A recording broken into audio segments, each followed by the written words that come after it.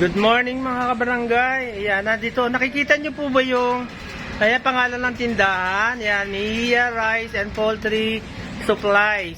Dito po yan sa may Kogyo sa Antipolo. Ayan. Bumabalik po ako dito kasi alam nyo, nakarinig kayo nung balita na meron kasing 20 pesos na bigas sa bandang Visayas doon sa amin. At may nagsabing politician na para daw yun sa baboy. Pero dito po ay garantisadong yung bigas po dito na mura. Nakakita po ako dito, April 4 po ba?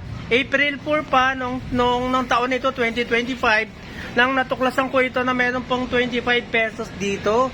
Tapos nang pabalik-balik ako dito, meron pang 21. Ayun oh.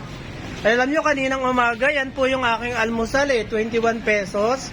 At saka merong 25. Ayun oh, yan. Nakikita nyo?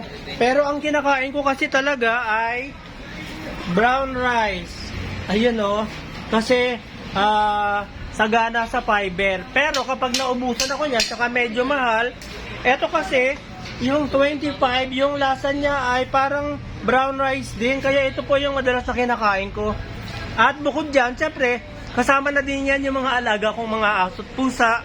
Ayan, tatandaan nyo palagi dito po sa Kogyo, sa CMA Market. Ayan, Mia Rice and Poultry Supplies. Ayan, sila lamang meron ditong murang bigas na masarap na hindi po para sa baboy. Ayan, punta na po kayo dito. Ang dami po namimili.